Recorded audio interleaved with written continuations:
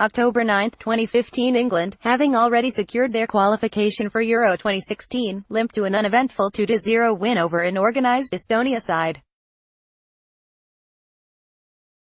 Theo Walcott opens the scoring shortly before half-time following a fine-through ball from man-of-the-match Ross Barkley before a 20-year-old Raheem Sterling, 3 months on from leaving Liverpool behind for Manchester City, seals victory, with his second international goal 5 minutes from time. Almost 3 years have passed since that rather forgettable Friday night at the National Stadium, but for Sterling it marks the last time he was able to find the net for the Three Lions.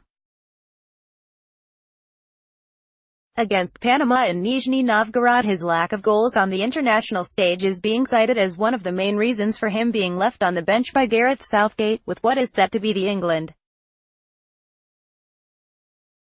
starting 11 having been leaked by the press. Sterling's profligacy in front of goal for England is remarkable given how much he has improved his finishing under the tutelage of Pep Guardiola and Mikel Arteta at the Etihad Stadium. A return of 23 goals in 46 appearances for City last season was by far the best of his still fledgling career, and yet still he has been unable to replicate such form for the national team, though his failure to convert a low cross from 5 yards in the early stages of Monday's win over Tunisia should soon be forgotten given that an offside flag would have ruled it out regardless. It provided a rare example in recent months of Sterling losing his cool when presented with a relatively straightforward opportunity, almost getting to the ball too soon and finding himself with it under his feet rather than out in front of him to strike. He missed the target in a similar fashion against Burnley at Turf Moor back in March to widespread derision, only to answer his critics in his very next outing with a goal against Leicester City and 3 more in the subsequent 5 Premier League games. Southgate will be hopeful that, despite all the signs pointing to him leaving his number 10 out this weekend, he can respond in a similar fashion as England plot their route through the tournament. Even if he does not find the net in Russia, though, it is far too simple to measure Sterling's impact on this current England team just in goals. Though there is no doubt his return should be better than it is after 39 appearances in an England squad packed with pacey attacking players, he remains their trump card. Sometimes we judge him about, he missed that goal, he missed again that shot, but the amount of actions he creates, the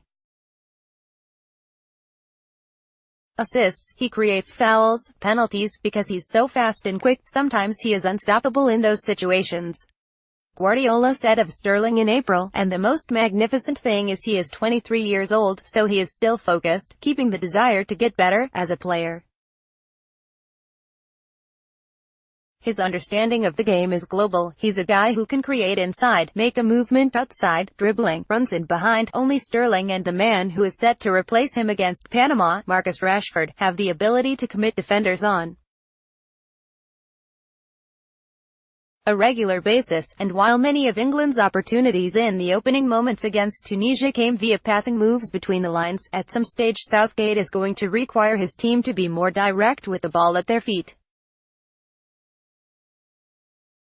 When that time comes, Sterling must stand up. During England's second-half meltdown in Volgograd, Sterling was singled out for his lack of penetration, unable to produce the moment of magic when those around him were visibly shaken by the sudden nature of Tunisia's equalizer from the penalty spot. Southgate is likely banking on Rashford's lack of baggage, allowing the possibility that he will be able to